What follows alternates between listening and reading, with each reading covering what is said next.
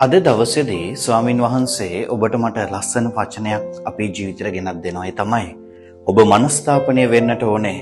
මනස්ථාපනය නොවුනොත් අපේ ජීවිත නීරස බවට පත් වෙනවා. පළක් නැති දෙයක් බවට පත් වෙනවා.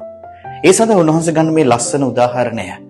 ඒ මිදී වත්තේ හිමියා ඒ වත්තට ගිහිල්ලා පළදාවක් බලාගෙන යද්දී ඒ අත්තික ගසේ කිසිම පළදාවක් නැති නිසා ඒක කපලා දාන්න කියද්දී ඒ වත්ත බලා ගන්න ඒ පාලකයා කියනවා අපි මේ දේවල් තව අවුරුද්දක් වගේ තියලා බලමු කියලා. බලන්න දෙවියන් වහන්සේගේ පුත්‍රයාණෝ අපිව ගලවන්න මේ ලෝකයට එන්නට කොයිතරම් නිහතමානී වුණාද? ඒ විතරක් නෙමෙයි මේ නිහතමානීත්වය තුළ උන්වහන්සේ සක්‍රමේන්තු ජීවිතයක් අපිට දුන්නා. හැබැයි ඒ සක්‍රමේන්තු ජීවිතේ වටිනාකමකට අපි ඇතුළු වෙලා තියෙනවද?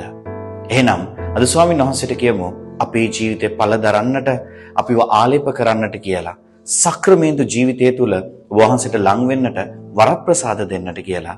අද දවසේදී අපි උන්වහන්සේට කණ්ඩලව් කරමු, යාඥා කරමු.